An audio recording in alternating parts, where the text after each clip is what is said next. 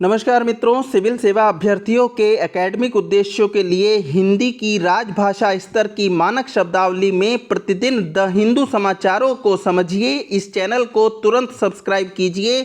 The Hindu का एक समाचार आपके समक्ष है जिसका शीर्षक है no need to audit PM CARES says SC, अर्थात उच्चतम न्यायालय ने कहा प्रधानमंत्री केयर्स के अंकेक्षण की आवश्यकता नहीं। उच्चतम न्यायालय ने मंगलवार को एक ऐसे सार्वजनिक धर्मार्थ न्यास के रूप में प्रधानमंत्री केयर्स निधि अर्थात फंड की पुष्टि की, एंडोर्समेंट की, जिसमें दानदाता स्वैच्छिक योगदान करते हैं।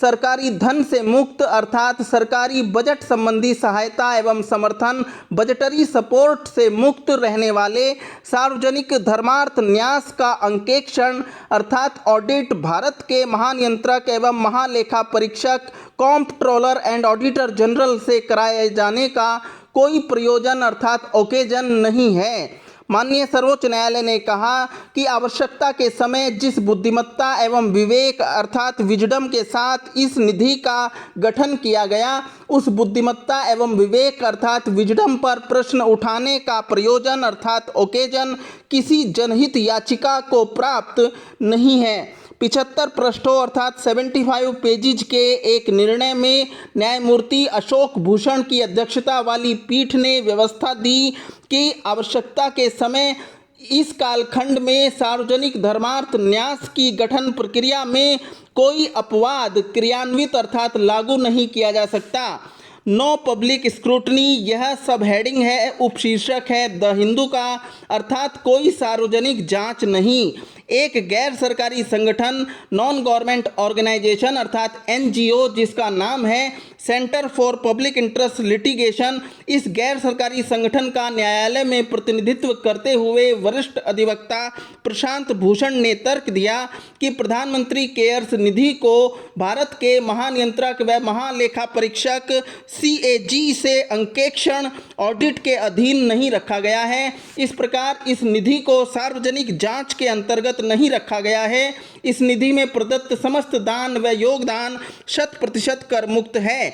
न्यायालय ने इस विचार को अस्वीकृत कर दिया कि आपदाओं के विरुद्ध संघर्ष करने के लिए आपदा प्रबंधन अधिनियम 2005 के अंतर्गत पहले से ही गठित सांविधिक निधि स्टेटूटरी फंड राष्ट्रीय आपदा अनुक्रिया निधि अर्थात नेशनल डिजास्टर रिस्पॉन्स फंड को असफल बनाने या उससे बचने अर्थात अंग्रेजी में कहा जाए तो सरकमवेंट करने के लिए प्रधानमंत्री केयर्स निधि की स्थापना व गठन किया गया है। न्यायालय ने व्यवस्था दी कि भारत एवं विश्व के अन्य भागों में कोरोना महामारी के प्रकोप अर्थात आउटब्रेक के समय यह आवश्यक था कि कोरोना महामारी के प्रभावी नियंत्रण एवं स्वास्थ्य सुविधाओं तथा अवसंरचनाओं के ढांचे को तत्काल बढ़ाने हेतु एक निधि स्थापित की जाए, फंड स्थापित किया जाए। प्रधानमंत्री केयर्स निधि से धनराशि का अंतरण अर्थात ट्रांसफर राष्ट्रीय आपदा अनुक्रिया निधि अर्थात नेशनल डिजास्टर रिस्पॉन्स फंड में कर दिया जाए, ऐसा निर्देश देने से पीठ ने इनकार कर दिया। पीठ ने कहा कि प्रधानमंत्री केयर्स निधि तथा एनडीआरएफ राष्ट्रीय आपदा अनुक्रिया निधि दोनों पृथक पृथक निकाय, पृथक पृथक इकाइयाँ, सेपरेट एंटिटीज हैं। जिस निधि का संचयन प्रधानमंत्री केयर्स कोष में किया जा रहा है, funds collected in the PM cares fund, वह पूर्णतया पृथक प्रकृति वाला धन है। यहाँ पृथक प्रकृति वाले धन से आशय है कि प्रधानमंत्री केयर्स निधि में संचयित धन सार्वजनिक धर्मार्थ न्यास का धन है, पब्लिक चैरिटेबल ट्रस्ट का धन है।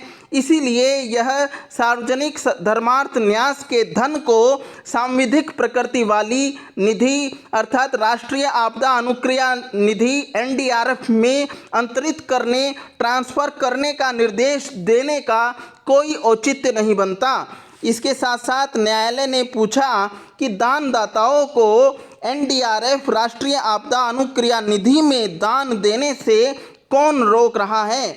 न्यायमूर्ति भूषण ने कहा कि कोई भी वैयक्तिक योगदान इंडिविजुअल कंट्रीब्यूशन या संस्थागत योगदान इंस्टीट्यूशनल कंट्रीब्यूशन राष्ट्रीय आपदा अनुक्रिया निधि NDRF में जमा कराए जाने पर प्रतिबंधित या प्रतिवारित नहीं किया गया है।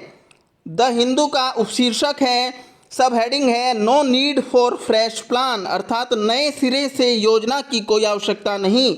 न्यायालय ने कोरोना महामारी की चुनौतियों से निपटने हेतु नए सिरे से राष्ट्रीय आपदा प्रबंधन योजना की आवश्यकता को अस्वीकृत कर दिया।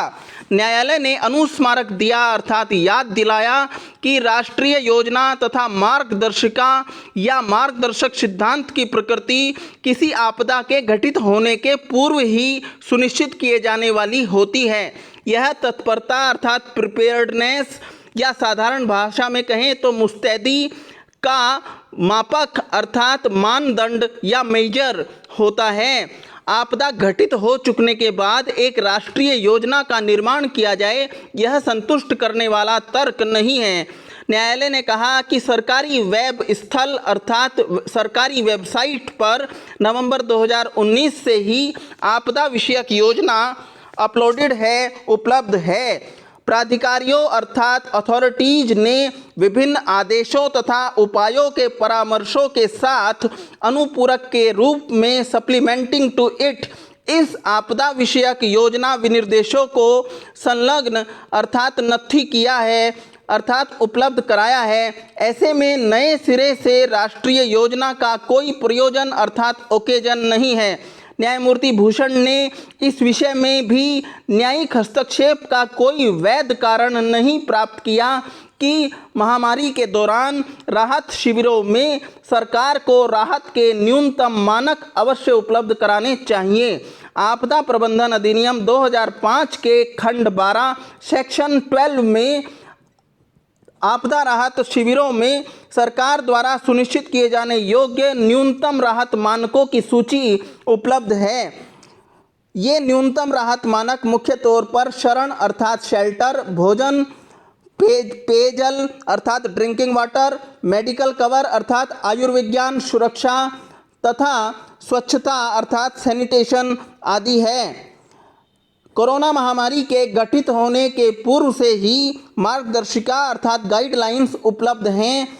मार्गदर्शिका के न्यूनतम राहत मानक कोरोना महामारी से प्रभावित लोगों के लिए भी समान रूप से हितकर हैं। यह हमारी चर्चा समाप्त हो गई है। इस वीडियो को अधिक से अधिक लाइक कीजिए, शेयर कीजिए और इस चैनल को तुरंत सब्सक्राइब करके घंटी का बटन अवश्य दबाइए ताकि प्रतिदिन आपको इस प्रकार की वीडियो प्राप्त होती रहे। धन्यवाद।